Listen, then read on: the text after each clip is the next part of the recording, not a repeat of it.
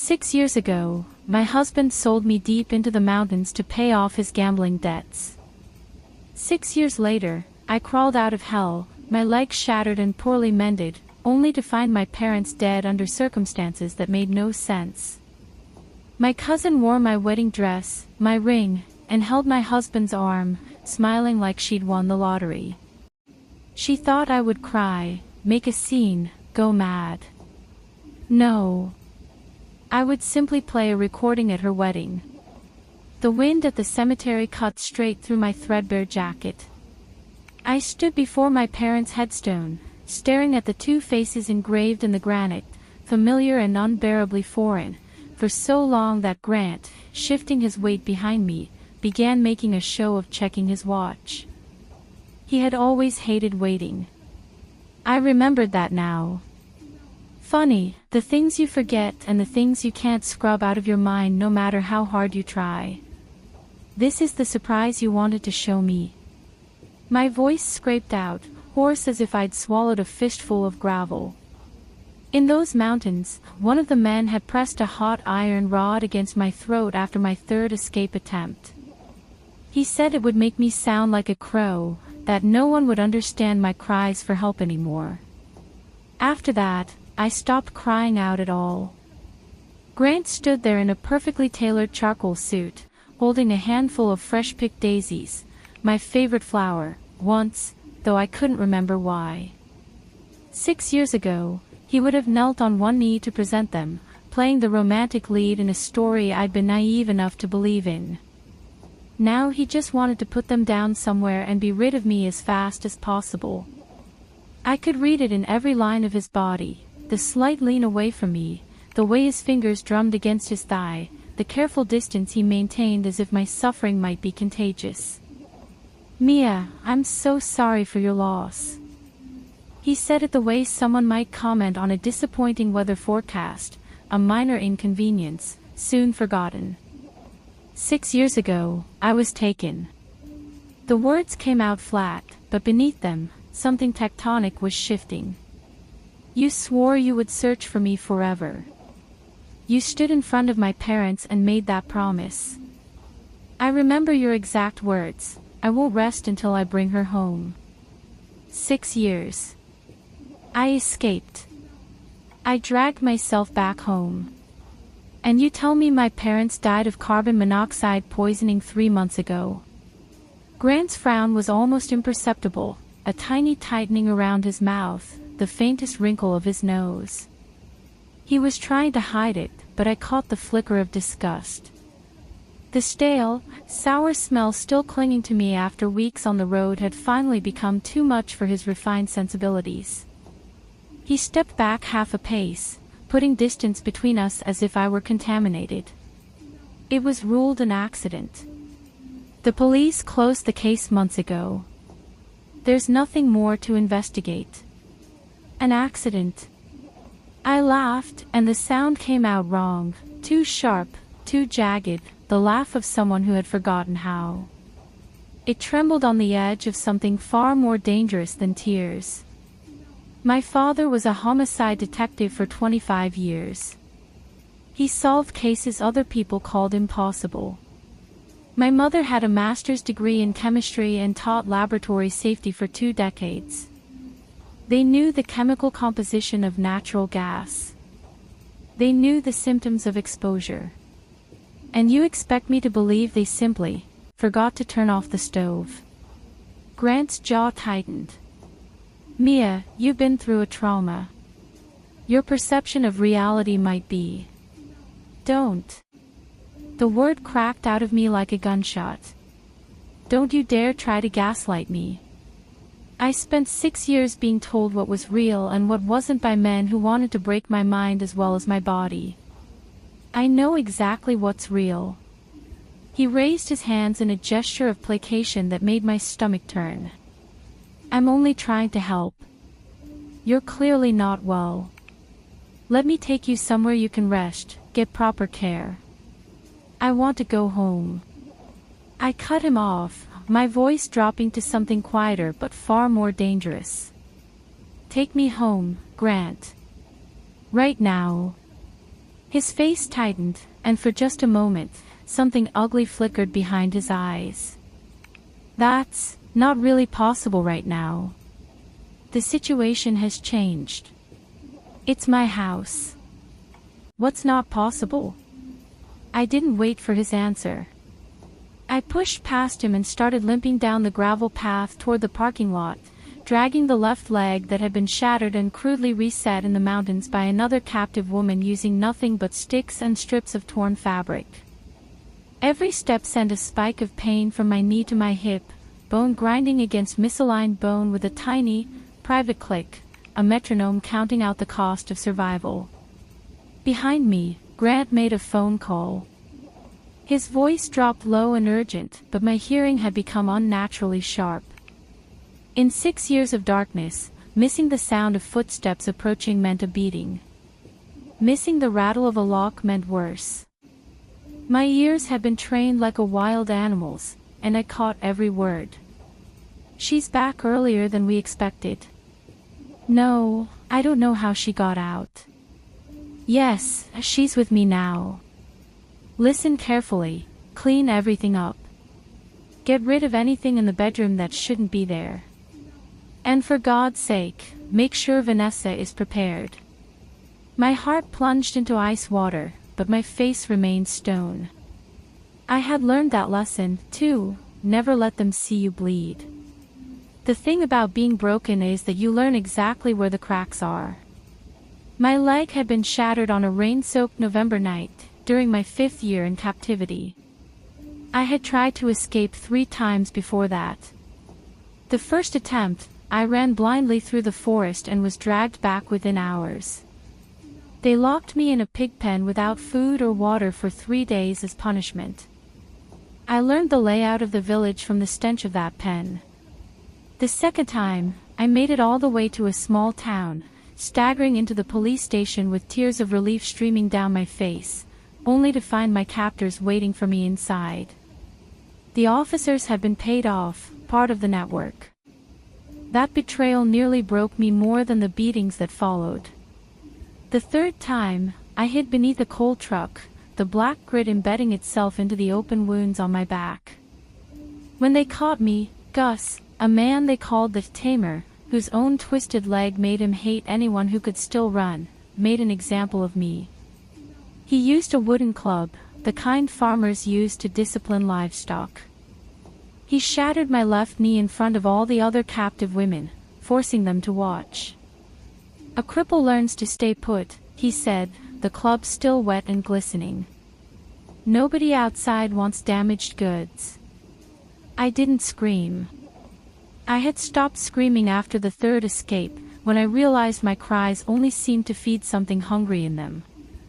Instead, I bit through my lower lip until my mouth filled with copper and salt, and I swallowed it down like communion wine.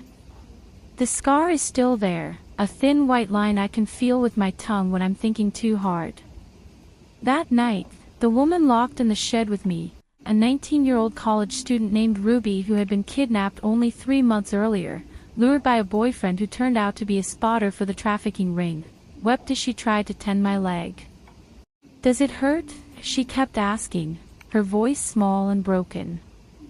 "Yes," I told her. "It hurts like hell. And that's good. It means I'm still alive. It means my nerves still work. It means I can still feel something." Ruby tore strips from her own clothes, already threadbare, and splinted my knee with 2 branches and desperate hope. The bones knitted crooked, forever off-kilter, a permanent reminder carved into my body. As she wound the fabric around my leg, her fingers trembling, I watched her bent head and thought of my mother. When I was 7 and scraped my knee falling off my bicycle, my mother had crouched before me exactly like that, her voice gentle as she scolded me for being reckless while her hands worked with infinite tenderness. "You're just like your father," she had said, dabbing antiseptic on the wound. "Neither of you knows when to stop. Is there anyone at home who'll come looking for you?" Ruby asked me that night, her voice barely a whisper in the dark. "My parents. And a cousin I grew up with. Will they find us? I didn't answer. 5 years had passed by then. If anyone was coming, they would have come long ago. I had stopped believing in rescue. I had started believing only in the thin, sharp hope of escape. Ruby was sold 2 weeks later to a man in his 40s who paid with a pig and the equivalent of 2,000 American dollars. As they dragged her out of the shed, she turned back to look at me, and that look branded itself into my memory like a hot iron, a mixture of terror, despair, and something else, something I recognized as the death of hope.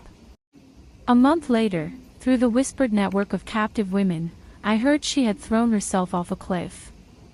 They said she never made a sound on the way down. I think about Ruby more than I think about my own suffering. Her ghost walks beside me everywhere. Another year crawled by. New captives arrived, and with them, fragments of information. I overheard one of the guards complaining about a shipment that had been rerouted from a place called Green Hills. "They're getting sloppy up there," he muttered to another guard. "Too much attention. We're gonna have to move the whole operation." I filed the name away like a weapon I didn't yet know how to use. By the 6th year, the village had changed. Fewer guards patrolled. Security grew lax, as if they'd started to believe their own lies about the women being too broken to fight back. I spent 3 months sawing through the metal shackle around my ankle with a piece of rusty wire I'd pried from the wall of the shed. I worked only at night, in complete darkness, my fingers bleeding, my patience infinite. When the shackle finally snapped, I didn't feel triumph. I felt something colder and more focused than I had ever felt in my life. On a night of torrential rain, when the clouds blotted out even the stars, I squirmed out through the drainage ditch behind the pig pen. The channel was narrow and filled with filth, mud, animal waste, God knows what else, but I had spent 6 years in worse. I inched forward on my belly like a snake, the jagged stones tearing at my clothes and skin. I crawled the entire night. Unable to stand on my ruined leg, I dragged myself on my knees and elbows. The skin wore through to raw meat. 3 of my fingernails peeled back and tore off. When dawn finally broke, bloody and pale over the mountains, I reached a highway and flagged down a vegetable truck. The farming couple inside stared at me as if I were a ghost risen from the grave. The woman's hand flew to her mouth. The man reached instinctively for a tire iron before he got a better look at me and realized I was more broken than threatening. "Miss, where in God's name did you come from?" the woman stammered, her face gone pale. I tried to speak, but only a dry rasp came out. The iron rod had done its work well. I pointed toward the mountains with a hand that shook uncontrollably, and something in my expression must have communicated what my voice could not. They called the police. Real police this time, not bought and paid for. Officers arrived within the hour, their cruiser lights flashing through the gray dawn. I borrowed a phone with trembling hands and dialed my father's number first, the number I had recited in my head every single night for 6 years, a mantra to keep myself tethered to the world I'd lost. Disconnected. My mother's number. I dialed it 3 times to be sure. Disconnected. A cold dread coiled in my stomach, tightening like a snake. I called the landline at our house, the number I'd known since I was old enough to use a phone. It rang and rang and rang. No one answered. No voicemail. Nothing. Finally, my hands shaking so badly I could barely hold the phone, I called Grant. His voice came through after the 4th ring, smooth and familiar and so ordinary it made my chest crack open. "Hello? Who is this?" I hadn't heard that voice in 6 years. For a long moment, I couldn't speak. Tears burst from my eyes, tears I hadn't shed through beatings or starvation or watching Ruby be dragged away. I opened my mouth and tried several times to force sound through the scar tissue in my throat. Finally, I managed a single word, Grant. Silence. A long, terrible, damning silence that stretched so far I thought the call had dropped. I could hear him breathing. I could hear him thinking.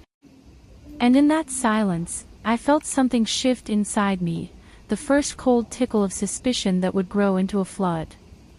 When he finally spoke, his voice was careful, measured, stripped of any genuine emotion. "Where are you right now?" I told him the name of the town, the police station where I was sitting wrapped in a blanket, a cup of lukewarm coffee growing cold in my hands. "I'll come get you," he said.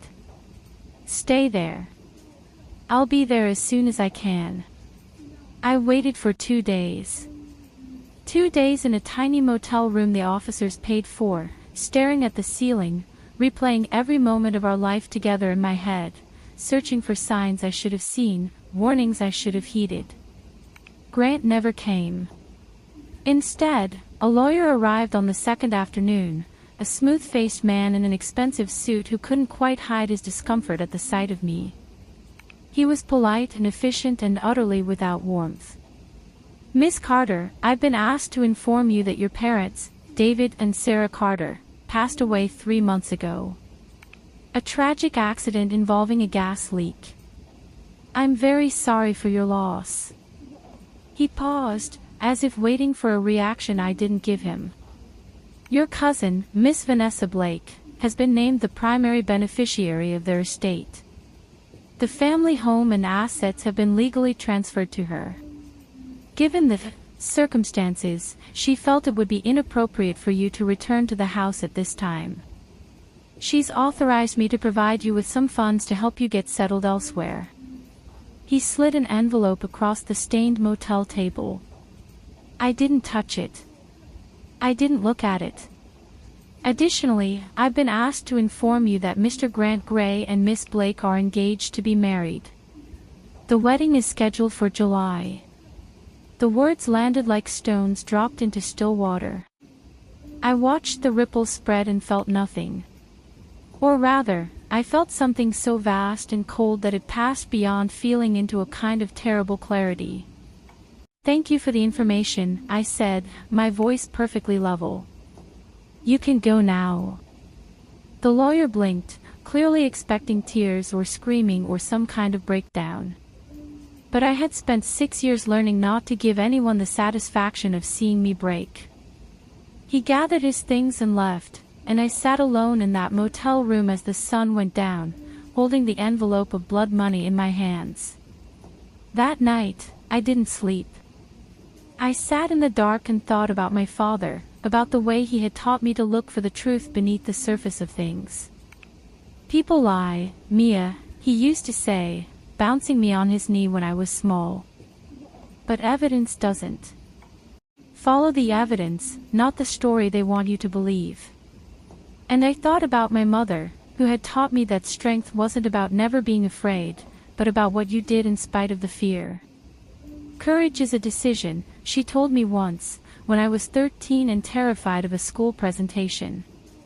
"You make it with your heart pounding and your hands shaking, and you do the thing anyway." The next morning, I used a small portion of the money to buy a bus ticket home. The rest I left in the motel room, still in the envelope. I didn't want their money. I wanted the truth. And I was willing to tear down heaven and earth to get it. All the way back, one question echoed in my mind like a bell tolling: why wouldn't he even come pick me up himself? A man who claimed to have searched for 6 years, who swore he would never give up, why send a lawyer? And then the answer came to me, cold and simple and devastating. It wasn't that he was too busy. It was guilt. The kind of guilt that can't bear to look its victim in the eye. When I reached the villa that evening, night had already fallen. Warm golden light spilled through the ornate iron gate, and I could hear music drifting from inside, jazz, something smooth and expensive. Laughter rang out, the clink of wine glasses, the murmur of sophisticated conversation. This was my childhood home. The sweet osmanthus tree my father planted when I was 7 still grew by the garden wall, its branches heavy with tiny white flowers. The wind chimes my mother hung on the porch still sang softly in the evening breeze. But the gate code had been changed. I punched in my birthday. Error. My parents' anniversary. Error. The date I'd been kidnapped. Error. The door swung open from inside, and a woman appeared in the doorway, silhouetted against the warm light like a figure in a painting. She wore a silk nightgown the color of champagne, and in one hand she held a glass of red wine that I recognized from my parents' cellar, a vintage my father had been saving for a special occasion. On her left hand, a diamond engagement ring the size of a dove's egg caught the light and scattered it into rainbow fragments. Vanessa Blake. My distant cousin. The girl my parents had taken in when she was 13 years old and had nowhere else to go. I remembered the night she arrived, a scrawny, frightened thing with hollow eyes and a bruise on her cheek she wouldn't explain. Her father had drunk himself into an early grave. Her mother had run off with what remained of their savings. My parents hadn't hesitated. My mother had drawn her a hot bath, found clean clothes that almost fit, made up the guest room with fresh sheets that smelled like lavender. My father had sat at the kitchen table and said, quietly, so only I could hear, nobody should have to face the world alone at that age. I had been 15, protective and jealous of my parents' attention. But within a month, Vanessa had become my shadow, following me everywhere, calling me big sister with an adoration that gradually wore down my walls. When she was bullied at school, taunted for being the charity case, the poor relation, I stood at the school gates and faced down her tormentors myself. I taught her how to do her makeup, how to talk to boys, how to hold herself with confidence. I gave her my old clothes and helped her alter them to fit. When she cried at night, missing a mother who had abandoned her, I sat on the edge of her bed and held her hand until she fell asleep. She had called me her sister for 10 years. Now she stood in my doorway, wearing a silk robe, holding my mother's prized wine, and looking at me as if I were an unpleasant surprise that should have stayed buried. "Oh my God, is that really you, sis?" Her eyes traveled over me, the filthy clothes, the twisted leg, the scarred hands, the hollow cheeks. A flash of pure panic crossed her face before she replaced it with an expression of lofty, saccharine pity. The shift was so fast I might have missed it if I hadn't been watching for it. "What on earth happened to you? You look like you've been through a war. This is my house." My voice came out flat and cold. "Get out." Vanessa laughed, a tinkling, performative sound that made the hair on my arm stand up. She took a leisurely sip of her wine. "Sis, did you lose your memory in those mountains along with everything else? Aunt and uncle changed their will before they passed. This house, the company's shares, the investments, everything belongs to me now. We all thought you were dead, you see. The courts declared you legally deceased 6 months ago." She tilted her hand, letting the diamond catch the light. "Oh, and congratulations are in order. Grant and I are getting married next month. I do hope you'll wish us well. We've been through so much together, grieving you, and then losing aunt and uncle. We found comfort in each other." I heard footsteps behind her, and Grant appeared. He wore a casual linen shirt and house slippers, the kind of comfortable, intimate clothing he used to wear only around me in the days when we were still in love. His arms slid around Vanessa's waist with the ease of long practice, his hand settling on her hip in a gesture so familiar it made my stomach lurch. On his left hand, a gold wedding band already glinted. They hadn't waited for the ceremony. The look he gave me was pure disgust. It wasn't masked or softened by politeness. It was a visceral recoil, The kind of look you might give something rotten you'd found in the back of your refrigerator. Mia, let's be realistic. Your current condition and experiences really don't suit the position of Mrs. Gray anymore. Think about the media, the business partners, the social obligations. Vanessa has been very generous. She's agreed to provide you with a comfortable settlement and arrange a place for you at a private care facility where you can get the help you clearly need. It's more than you could expect, given the circumstances. So that was it. They had stolen my home, my inheritance, and each other.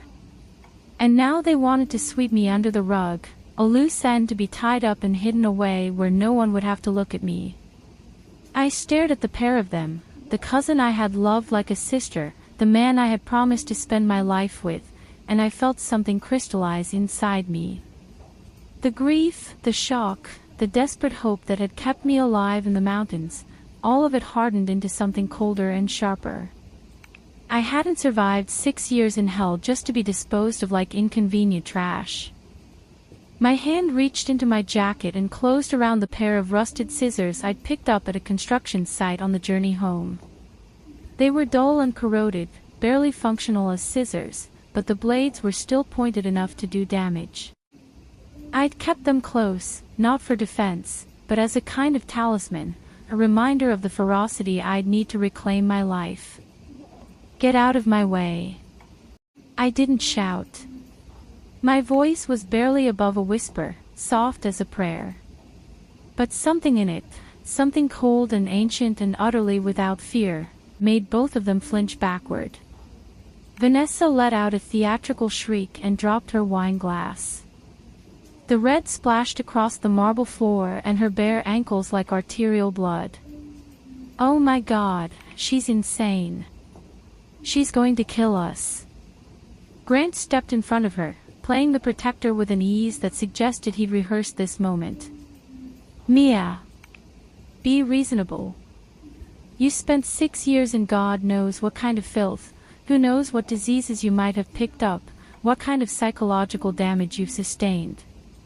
We're still willing to take care of you despite all of that, and you pull a weapon on us. Filth. Diseases. Psychological damage. Every word was a needle sliding under my skin, but I didn't flinch. I had been called worse by men who intended far more harm than Grant could ever imagine. Grant, I said, my voice still quiet, still calm, 6 years ago. The car. Did it really break down, or was that part of the plan? His pupils contracted sharply, an involuntary tell he probably didn't even know he had. What are you talking about? Of course it broke down. I spent 6 years looking for you. Do you have any idea what I went through? Is that so? I took a step closer, the scissors steady in my grip, the tip aimed at the hollow of his throat. Then why won't you show me the police report? Why did you never file a missing persons case with the state police? I checked the public records this morning. There's nothing. No report. No investigation. A man whose fiancée disappears on a remote mountain road, and he doesn't even file a police report. Grant's mouth opened and closed soundlessly. Sweat beaded on his forehead and rolled down his temple. In the corner of my eye, I saw Vanessa's face go pale. She started screaming for security. Heavy footsteps pounded down the hallway, and several uniformed guards burst into the foyer, electric batons crackling with blue sparks. I counted 6 of them. I had no chance against 6 trained men with my twisted leg and a pair of rusty scissors. But I could take one with me. In the mountains, when Gus came at me with his club for the last time, I had bitten off a piece of his ear before they pulled me off. If you can't win, you make damn sure they never forget the fight. Then, outside the open door, a black Maybach glided silently to the curb. The rear window rolled down, revealing a face that could have been carved from granite, sharp cheekbones, cold gray eyes, a mouth set in a line that suggested its owner had not smiled genuinely in a very long time.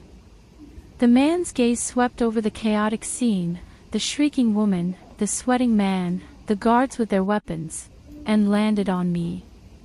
On the rusty scissors. On my twisted leg. And finally, on my eyes. His expression didn't change. It wasn't pity or horror or disgust. It was assessment, pure and calculating, the look of a chess player who has just seen an unexpected move. Quite the party. I don't recall receiving an invitation. Grant's face went the color of old milk. Vanessa's mouth snapped shut mid-shriek. The guards hesitated, looking between their employers and the man in the car with obvious confusion. "You Uncle Julian?" Grant stammered, and I heard something in his voice I had never heard before, genuine, bone-deep fear. "What are you doing here?" "We weren't expecting." Clearly. Julian Gray's voice was dry as winter leaves. His eyes hadn't left mine. "I asked you a question, Grant. What's going on here? This is a private family matter.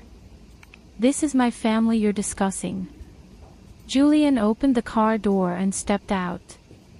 He was tall, lean in a way that suggested coiled strength rather than weakness, and he moved with the economical grace of someone who had never needed to prove anything physically. "And I believe the woman you're threatening with electric batons is still legally your wife, is she not? Or did you have the marriage annulled while she was missing?" "I don't recall signing off on any such proceeding." Grant swallowed hard. "The circumstances." "The circumstances," Julian said, cutting him off with a single raised eyebrow, "appear to be that your wife has returned from the dead, and instead of falling to your knees in gratitude, you've called security to beat her." He turned to me. The cold assessment in his eyes didn't warm, but something shifted in it, recognition, perhaps, or curiosity. "Get in the car." 2 words. No explanation, no reassurance, no promise of safety. Just an order, delivered with the absolute confidence of a man accustomed to being obeyed. I didn't know this man. I didn't know his motives or his loyalties. But I knew the look on Vanessa's face, a poisonous hatred so intense it was almost radioactive, and I knew the terror in Grant's eyes. The enemy of my enemy. In the world I had survived, that was as close to an ally as anyone could hope for. I folded the scissors, slipped them back into my jacket, and limped past the stunned guards. As I climbed into the car, I caught Vanessa's reflection in the window, her face contorted with a rage that bordered on madness. She looked less like a blushing bride and more like a woman watching her carefully constructed world begin to crack. The car pulled away from the villa, and I watched my childhood home recede in the side mirror, the osmanthus tree, the wind chimes, the warm golden windows, until it was just another set of lights in the darkness. The interior of the Maybach smelled of sandalwood and leather. The seats cradled my broken body in a softness I hadn't experienced in 6 years.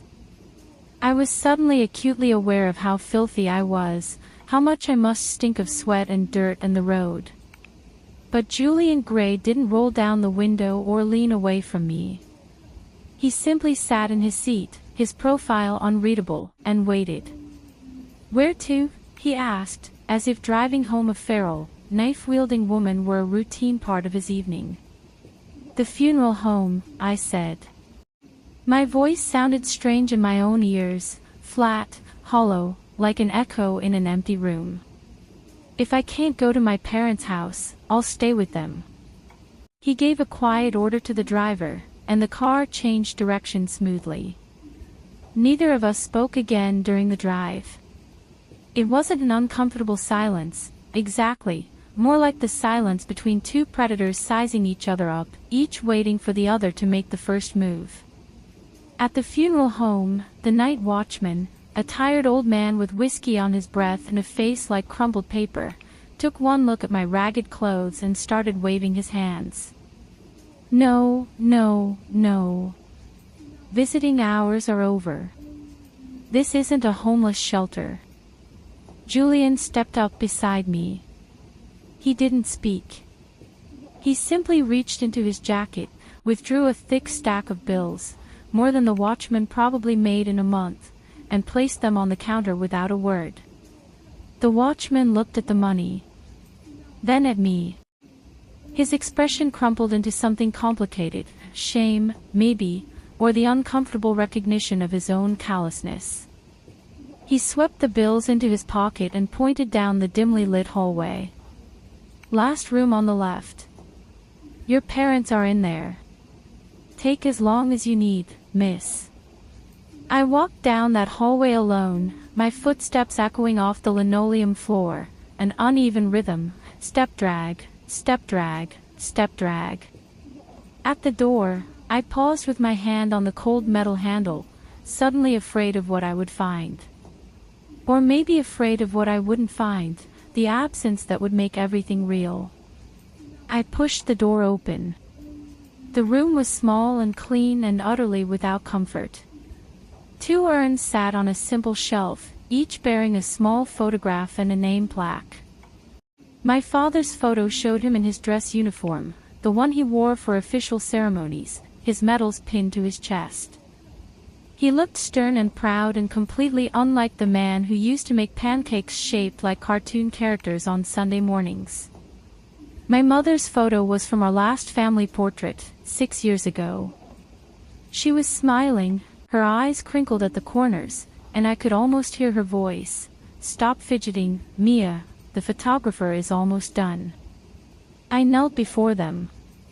The floor was cold linoleum, hard against my ruined knees. I pressed my forehead to the ground, once, twice, 3 times, and when I raised my head, there was blood on the tile. Dad. Mom. Mia's home. The words echoed in the empty room. No one answered. No one would ever answer again.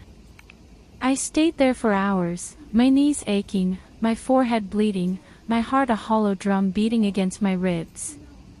I told them everything, about the mountains, about the escapes, about Ruby, about the drainage ditch and the truck driver and the lawyer with his envelope of hush money. I told them I was sorry I hadn't come home sooner. I told them I was sorry I hadn't been there to protect them. I told them I would make it right. Julian Gray stood in the doorway the entire time, a silent silhouette against the fluorescent lights of the hallway. He didn't intrude or offer empty condolences. He just stood there, smoking one cigarette after another, the scent of tobacco drifting into the room like incense. Only when the sky outside the small window began to pale with the first hint of dawn did he finally walk in, his shoes echoing on the linoleum. Done crying. I didn't take the tissue he offered. I wiped my face roughly with my sleeve and looked up at him. I wasn't crying. All right. He didn't argue. What's your plan now? Go back to the villa and finish what you started with those scissors? Eventually. I pushed myself to my feet, my joints screaming in protest. First, I need to know who you are and why you helped me. Julian Gray. I control the Gray family holdings. Grant is my nephew, though I've never had much use for him. His father, Harold, and I have been at odds for years over the direction of the company. He paused, and something flickered in those cold gray eyes. I also know what your father was investigating before he died. And I know his death wasn't an accident. The air in the room seemed to thicken. What was he investigating? A development project called Green Hills. On the surface, a luxury retirement community in the mountain region. In reality, he stopped, as if measuring how much to reveal. In reality, a front for something much uglier. Your father was getting close to the truth when he died. And I think you and I want the same people destroyed. I looked at this man, his expensive suit, his cold eyes, his careful words, and I understood. He wasn't a savior. He was a businessman. He had his own agenda, his own scores to settle, and I was a useful piece on his chessboard. But I could work with that. I had spent 6 years learning to use whatever tools came to hand. Mr. Gray, since you rescued me, how about a trade? What kind of trade? Evidence. I know Grant has been embezzling company funds for years. I stumbled onto the financial discrepancies before I was taken: offshore accounts, doctored invoices, shell companies. I didn't understand what I was seeing at the time, but I remember every detail. My father trained me to notice things and never forget them. Give me what I need to take down Grant and Vanessa, and I'll give you enough evidence to bury him. Julian was silent for a long moment. Then he stubbed out his cigarette and extended his hand. Deal. I shook it. His grip was cool and dry and surprisingly gentle, as if he had registered my scarred knuckles and adjusted his strength accordingly. Julian arranged for me to stay in a quiet apartment he owned. No servants, no visitors, exactly as I wanted. For the first 3 nights, I barely slept. It wasn't because I wasn't exhausted, my body was a ruin begging for rest. It was because I had forgotten how to sleep safely. In the mountains, the shed had no lock, no door that could be secured from the inside. Anyone could walk in at any moment, and they often did. Every time my eyes started to close, my own heartbeat would jolt me awake, convinced that the footsteps in my dreams were real. My mind played tricks on me. The hum of the refrigerator became the murmur of guards outside the door. The creak of the building settling became Gus's uneven shuffle approaching in the dark. On the 4th night, my body finally gave out. I collapsed on the sofa and slept for 14 hours straight, a depth of unconsciousness so profound it felt like dying. When I woke, I found myself in the bedroom, tucked under a soft duvet, the curtains drawn against the afternoon sun, a glass of water and a simple sandwich waiting on the nightstand. I never asked who had moved me. I never asked who had made the sandwich. But I noticed, and I remembered.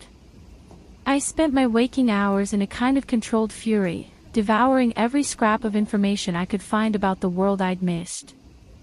Social media painted a gilded portrait of Vanessa Blake, an influencer with over 1 million followers, her profile tagged with phrases like resilient survivor and a self-made entrepreneur.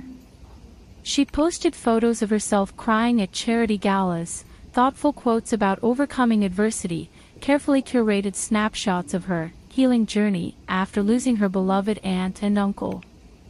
3 months ago, she had posted a lengthy tribute. Aunt Sarah and Uncle David raised me as their own daughter. I will spend the rest of my life trying to be worthy of their love. The comment section overflowed with heart emojis and prayers. 2 months ago, she had announced her engagement to Grant, the man who stood by me through the darkest chapter of my life, and the internet had swooned. A month ago, she had posted a home tour video, walking through my childhood house, showing off renovations she had made, pointing out sentimental touches that were actually just my family's belongings she hadn't bothered to throw away. I watched every video. I read every caption. I memorized every lie. Then I dug deeper. I searched for any information I could find about the Green Hills development, about the village where I'd been held, about the network that had stolen 6 years of my life. What I found was a carefully sanitized public relations campaign. Green Hills was described as an innovative senior living community, a model for rural economic development, a project that had brought jobs and prosperity to the mountain region. The Gray Group's press releases were full of photographs of smiling elderly residents and state-of-the-art medical facilities. Everything was clean, respectable, beyond reproach. But in the mountains, I had seen men in Green Hills uniforms who were not doctors or nurses. They were handlers. They were traffickers. I knew what lurked beneath the polished surface, and I wrote everything I could remember in a notebook, in pencil, the way my father had taught me. Important things belong on paper, he had said. Computers can be hacked. Paper can be burned. On the 5th day, I went back to the villa. I didn't knock. Instead, I waited until Vanessa left for a spa appointment. I had memorized her schedule from her social media posts, and climbed the old osmanthus tree onto the second-floor balcony, the same route I had used to sneak out as a teenager. The tree my father and I had planted when I was 7. I never imagined I would one day use its branches to break into my own stolen home. My bedroom had been stripped bare and converted into a walk-in closet. Designer clothes hung in neat rows where my bookshelves used to be. The wall where my father's portrait had hung was now covered with a full-length mirror. Every trace of my existence had been carefully erased, as if I had never been there at all. I heard Vanessa's voice before I saw her. She was in the adjoining room, my parents' former study, now apparently converted to a bridal suite, arguing with a wedding dress seamstress. "The waist is still too loose," she was saying, her voice sharp with irritation. "I specifically told you I wanted it taken in. This makes me look shapeless." From the doorway, I watched her for a moment. The dress was stunning, ivory silk with delicate lace applique, a cathedral-length train, tiny pearls sewn into the bodice. It was the dress Grant and I had designed together, 6 years and a lifetime ago. He had taken me to a boutique in the city, made a grand production of it, knelt down to help me step into the sample gown. "This is the one," he had said, his eyes shining with what I believed was love. "This is the dress my wife will wear." The measurements had been taken 3 times, precise to the millimeter. The gown had been in production when I was taken. Now it hung on my cousin's body, loose in the bust and hips where my curves had been fuller. "Cousin," I said, stepping out of the shadows. "That dress was made to my measurements." "Of course it doesn't fit you." Vanessa screamed, a genuine scream this time, high and startled, her hand flying to her chest. The seamstress dropped her pins and scrambled backward, her eyes darting between us. "Mia! How did you can't be here." "I am here." I limped toward her, my gait uneven and deliberate. "And I'm not leaving. Not until I get what I came for." Vanessa's face cycled through a rapid series of emotions, shock, fear, rage, before settling into a hard, calculating mask. She dismissed the seamstress with a curt wave, and when we were alone, she poured herself a glass of wine from a decanter on the dresser. Her hands were trembling slightly. "What do you want, Mia?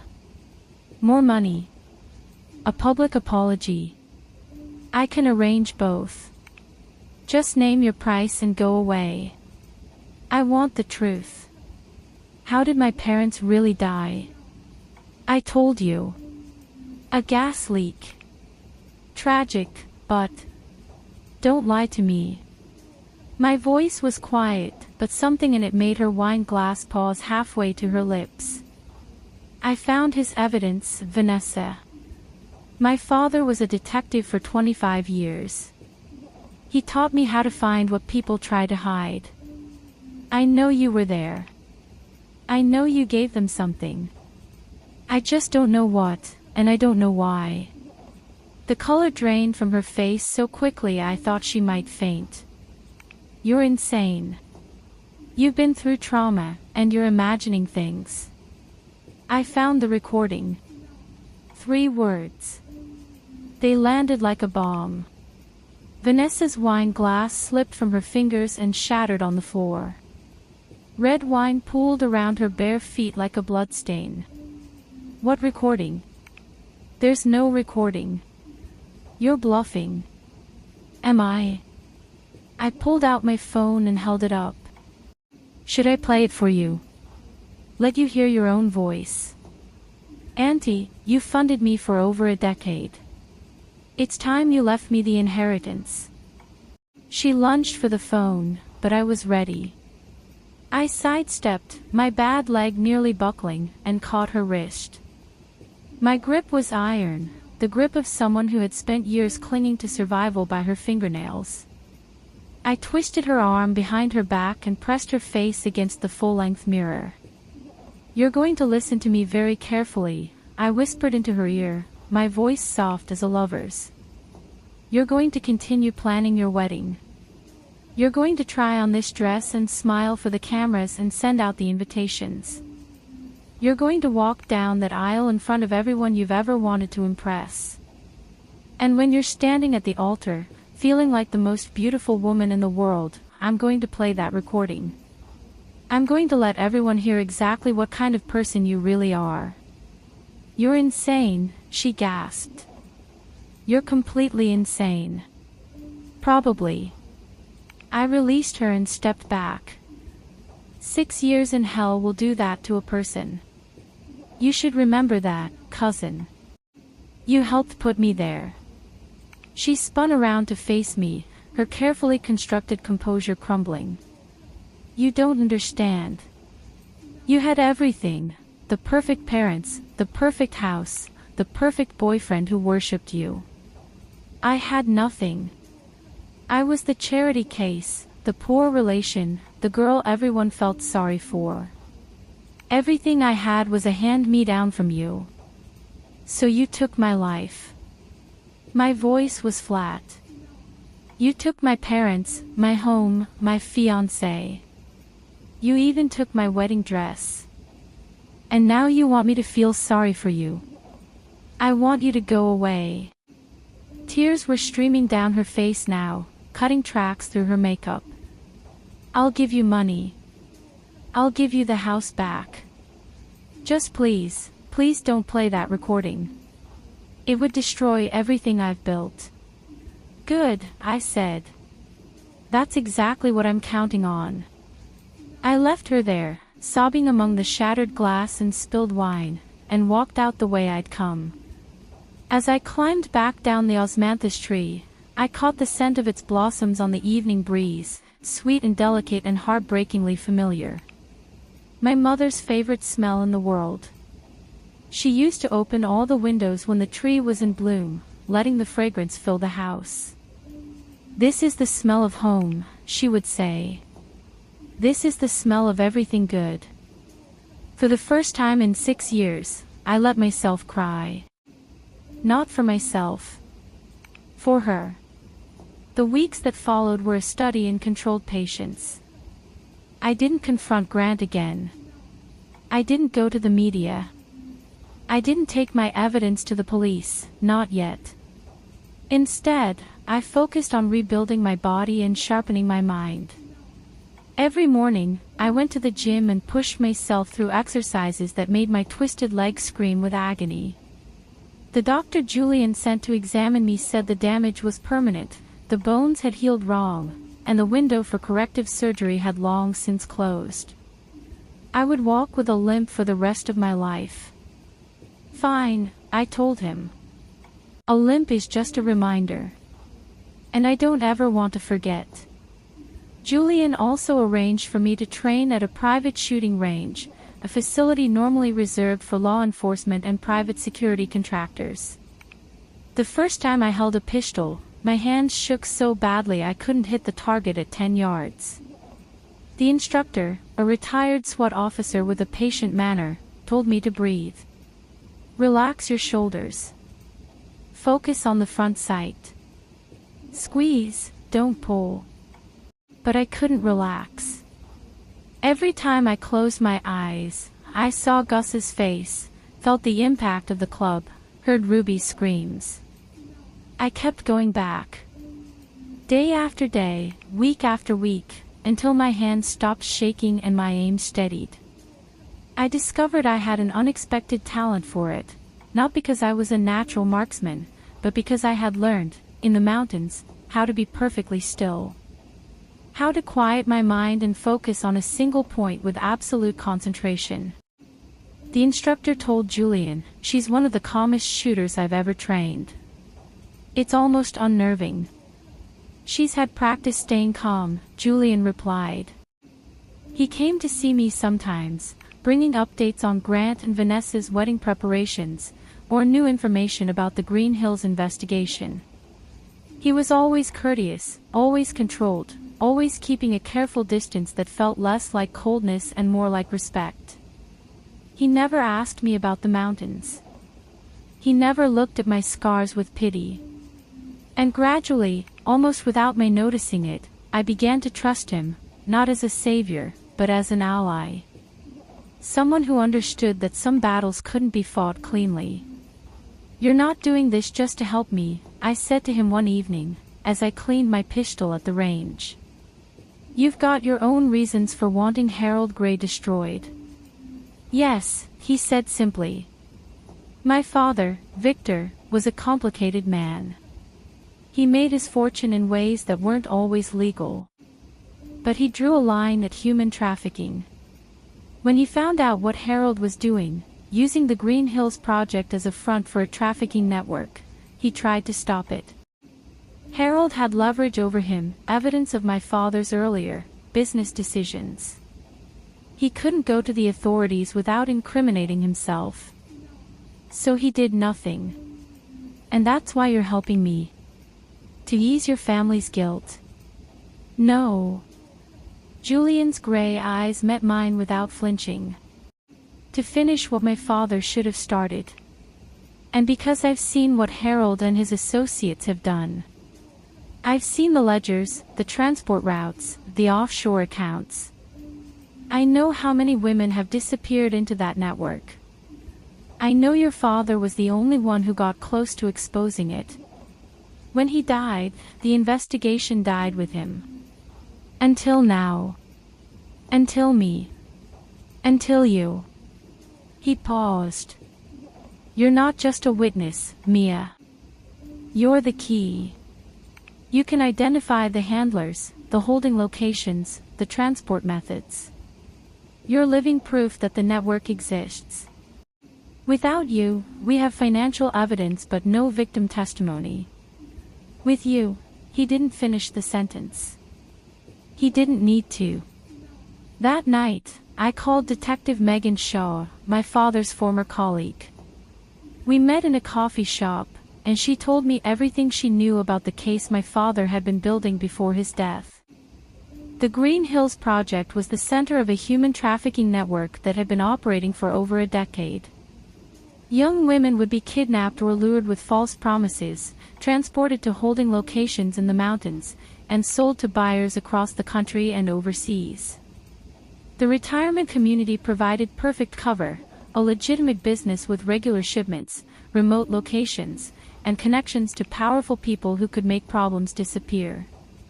Your father had a list, Megan said, sliding a manila envelope across the table. The names of everyone involved, from the foot soldiers to the men at the very top.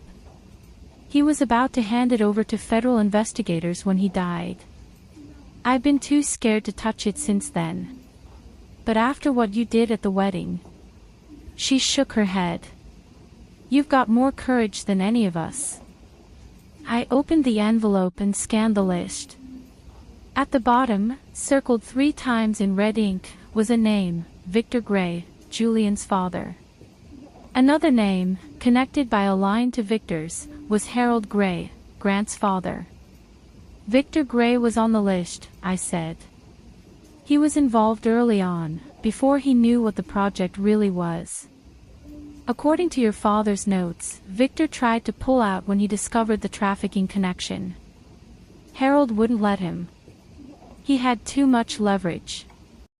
I thought about Julian, about his careful words and his father's guilt. The pieces were beginning to fit together.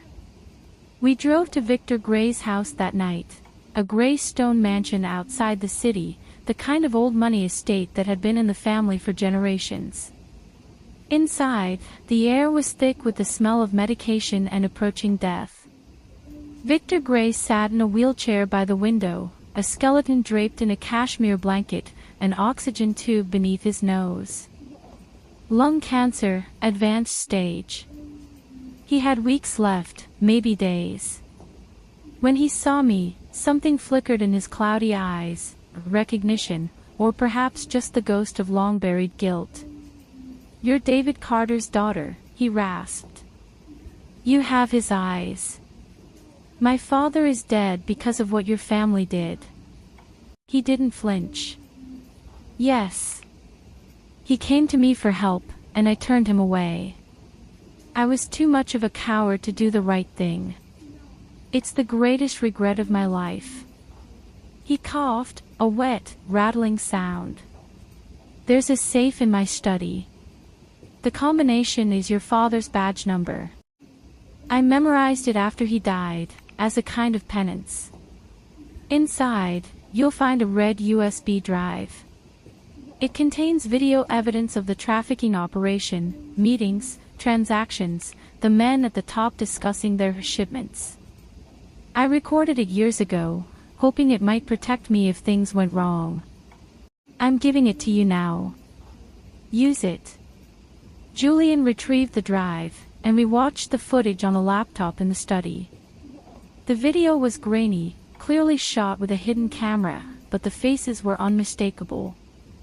Harold Gray sat at a conference table with several other men, including a state senator whose name I recognized from campaign billboards. They were discussing logistics, transport routes, holding locations, pricing structures, with the casual indifference of businessmen reviewing quarterly earnings. At one point, Harold laughed and said, "The mountains are perfect. Nobody ever finds anything up there." I felt my hands curl into fists. "This is enough to put them all away." "With your testimony," Megan said, "it's more than enough." Victor Gray died 3 days later. Julian didn't cry at the funeral, but I saw him stand at the graveside long after everyone else had left, his shoulders rigid, his hands clasped behind his back. I stood with him, not speaking, just present. Sometimes that's all you can offer another person who's walking through the dark. The task force moved quickly after that. Armed with my map of the village, every building, every guard post, every hiding place, and the video evidence from Victor's safe, federal agents raided the Green Hills facility and 3 other locations simultaneously. It made national news: human trafficking ring busted in luxury retirement community. The footage showed women being led out of holding facilities, wrapped in emergency blankets, blinking in the sunlight. 12 were rescued that day. Dozens more were identified through financial records and transport logs. I watched the coverage from Megan's office, my hands wrapped around a cup of coffee that had gone cold hours ago. When the lead agent radioed in that all suspects were in custody, Megan put her hand on my shoulder. "It's done," she said. "Your father's case is closed." The trials were swift and merciless. Vanessa's came first. She stood in the courtroom in a gray prison jumpsuit, her hair lank, her face hollow, looking nothing like the glamorous influencer who had posed in my wedding dress.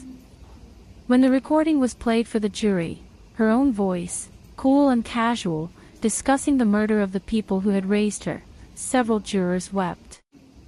The verdict was guilty on all counts. The sentence was life without the possibility of parole. As the bailiffs led her away, she looked at me one last time.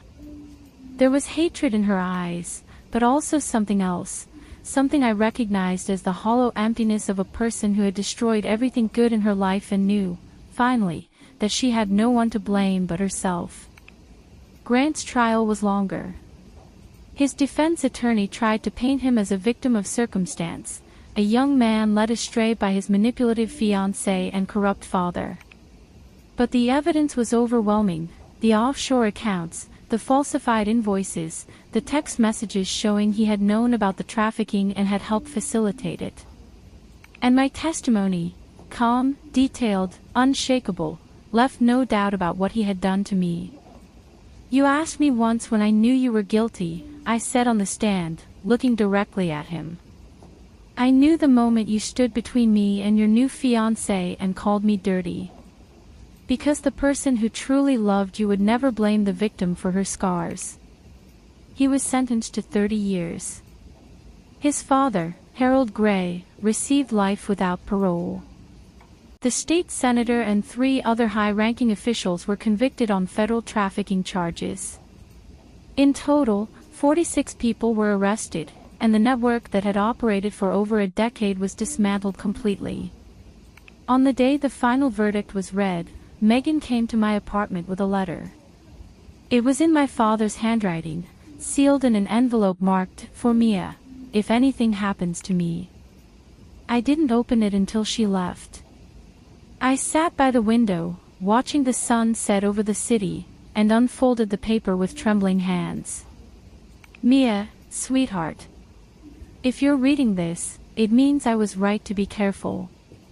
It means things went wrong, and I'm not coming home. I'm sorry. I'm so sorry I wasn't there to protect you when you needed me. I searched for you for 6 years. I never stopped. I never gave up hope that you were alive. Your mother believed it too, right until the end. She said you were too stubborn to die, and she was right about most things. I'm leaving this letter with Megan because I trust her, and because I want you to know the truth about what happened. The men who killed us are part of something bigger, a trafficking network that's been operating for years under the cover of a legitimate business. I was getting close to exposing them when I realized they knew I was onto them. I should have been more careful.